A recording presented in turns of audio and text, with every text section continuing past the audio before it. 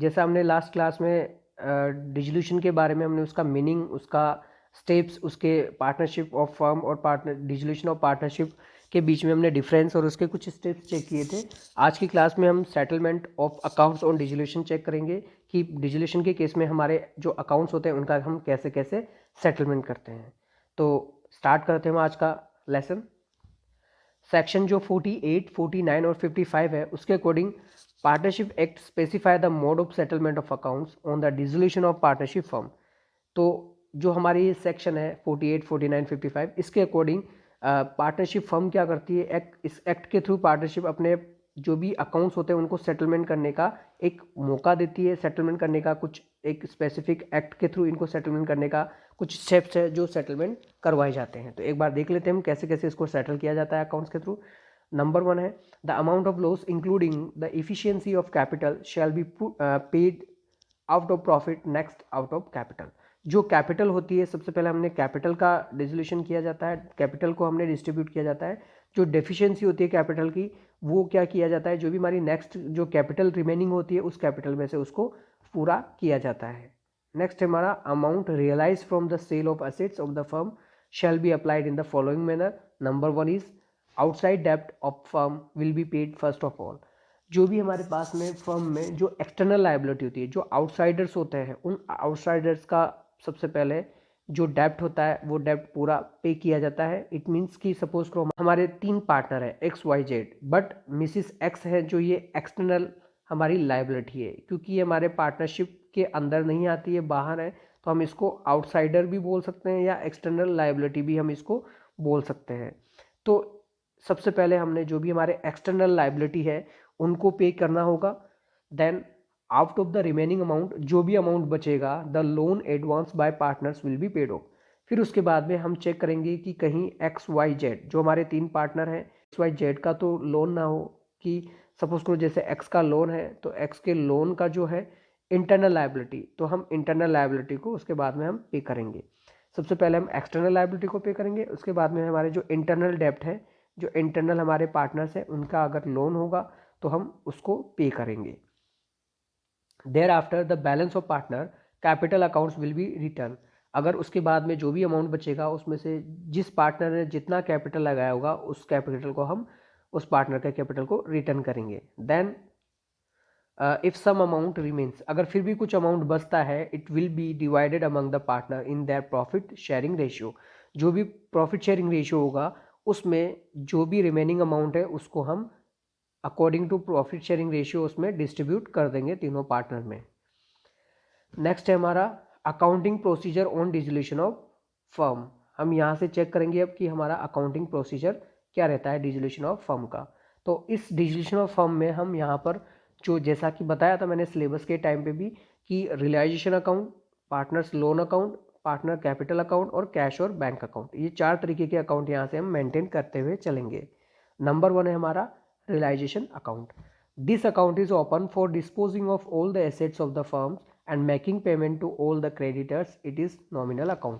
जो हमारा realisation account होता है ये हमारा नॉमिनल अकाउंट होता है और ये रियलाइज करवाता है जो भी हमारे एसेट्स एंड लाइबिलिटीज़ है, वो लाइबिलिटीज़ अभी तक कितना है कितना नहीं है, कितनी क्रेडिटर्स है हमारे, कितने एक्सटर्नल लाइबिलिटीज़ है, उन सभी को हमने जस्ट रियलाइज करवाता है। और रियलाइज मीन्स कि अब हमने फाइनली उस फर्म को क्लोज करना है, तो हमने पूरा रियलाइज़ करना है कि हमारे पास में कितना पैसा है अभी भी बचा हुआ है जिसको हमने सभी पार्टनर्स में या एक्सटर्नल लाइबिलिटीज़ को पे करके उसको फिनिश कर सके।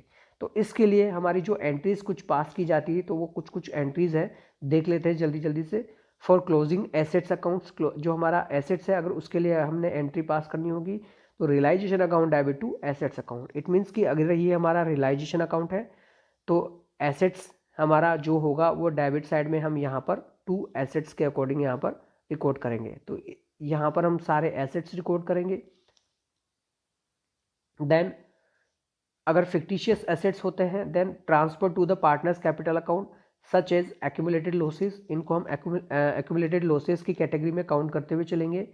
तो इसकी एंट्री हो जाएगी हमारी partners capital account debit to profit and loss account to deferred revenue expenditure account. If there exists a provisions against any assets, the assets should be transferred to realization account. Simple, जैसे कि realisation account debit to debtors and provision for doubtful डेब्ट account debit to realisation account. फिर कुछ entries है हमारी provisions related, जो हमारे reserves होते हैं उनकी, सिमिलर जैसे कि provision for bad debts account debit, provision for depreciation account debit, machinery replacement reserve account debit, investment fluctuation fund account debit, joint life policy reserve account debit and finally to realisation account. इसी type से हमारी liabilities की कुछ entries है, liability account debit to realisation account. इस तरीके से हमारे कुछ कुछ एंट्रीज है। सबसे पहले हम एक बार इसके फॉर्मेट पे चलते हैं, वहाँ से हम इजीली इसकी एंट्रीज को इजी तरीके से इजी वे में समझ सकते हैं। तो ये हमारा रियलाइजेशन अकाउंट का फॉर्मेट है, और जिसमें मैंने बताया था आपको कि जो एसेट्स है वो सारे के सारे डेबिट साइड में रिकॉर्ड किए जाएंगे, और जो लाइबिलिटीज़ है वो हमारे क्रेडिट साइड में हम रिकॉर्ड करेंगे। उसके बाद में अगर हमने एसेट्स डेबिट साइड में रिकॉर्ड किए हैं तो इनका हम रियलाइज़ करेंगे क्रेडिट साइड, इनका हम रियलाइज़ क्रेडिट साइड में करेंगे। अगर हमने लायबिलिटी क्रेडिट साइड में रिकॉर्ड किए हैं तो इनका रियलाइज़ हम डेबिट साइड में एसेट्स के नीचे करेंगे। एक्सटर्नल अगर हमारी कोई लायबिलिटी बची हुई है तो उसको हम डेबिट साइड में यहाँ पर पे करेंगे, और अगर हमारा एसेट्स कुछ बचा हुआ है जो कोई पार्टनर्स लेके जा रहा है या फिर रिमेनिंग पार्टनर्स में किसी को डिस्ट्रीब्यूट करना है तो वो हमारा हम क्रेडिट साइड में करते हुए चलेंगे।